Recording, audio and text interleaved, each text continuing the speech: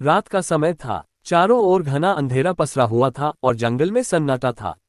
रमेश, एक छोटा सा गांव का युवक, अपने दोस्त राजू के साथ जंगल से होकर घर लौट रहा था।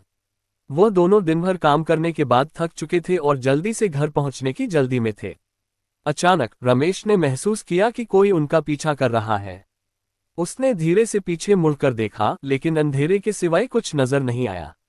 राजू ने भी महसूस किया कि कुछ गड़बड़ है, लेकिन उसने कुछ नहीं कहा और अपने दोस्त के साथ चलते रहा। जंगल में रास्ता लंबा और सुनसान था। दोनों को अब डर लगने लगा था। उन्होंने अपनी चाल तेज कर दी, लेकिन अजीब बात यह थी कि जैसे ही उन्होंने तेज चलना शुरू किया, पीछे से कुछ अजीब सी आवाजें आने लगीं। रमेश का दिल तेजी से धड़कने लगा। उसने धीरे से राजू के कान में कहा, तूने भी कुछ सुना? राजू ने सिर हिलाया और बोला, हाँ, लगता है कि कोई हमारे पीछे पीछे आ रहा है। दोनों ने एक पल रुककर चारों ओर देखा। अंधेरे में उन्हें कुछ दिखाई नहीं दे रहा था, लेकिन अब उन्हें महसूस होने लगा था कि कोई उनके बहुत करीब है। तभी एक भारी कदमों की आहट उनकी ओर बढ़ने लगी। दोनों का खून जम सा गया। रमेश ने जल्दी से अपनी जेब में टॉर्च निकाली और चारों ओर रोशनी डाली, पर वहां कुछ भी नहीं था। उन्होंने सोचा कि शायद यह उनका भ्रम हो, लेकिन तभी किसी ने पीछे से हल्के हल्के हंसने की आवाज की। उनकी रीढ़ की हड्डी में एक ठंडा सा एहसास दौड़ गया।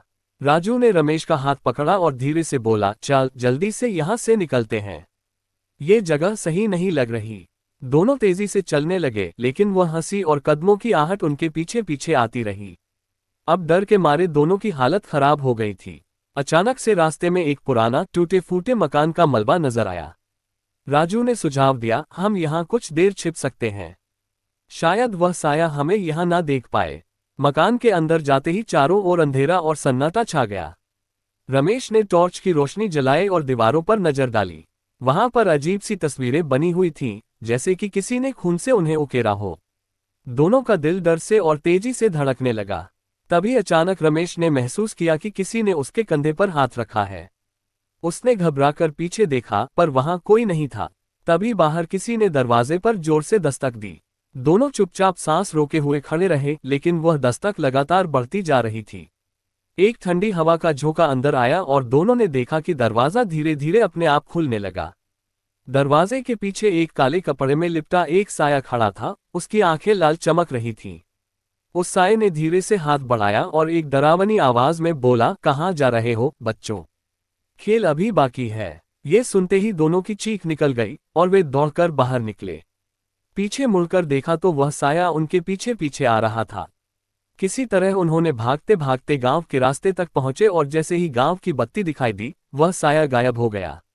आज तक किसी ने नहीं जाना कि वह साया कौन था। रमेश और राजू उस दिन की बात को कभी नहीं भूल पाए और फिर कभी उस रास्ते से नहीं गुजरे। कहते हैं कि उस जंगल में अब भी उस साये की रहस्यमयी मौजूदगी है, जो अजनबियों का पीछा करता है।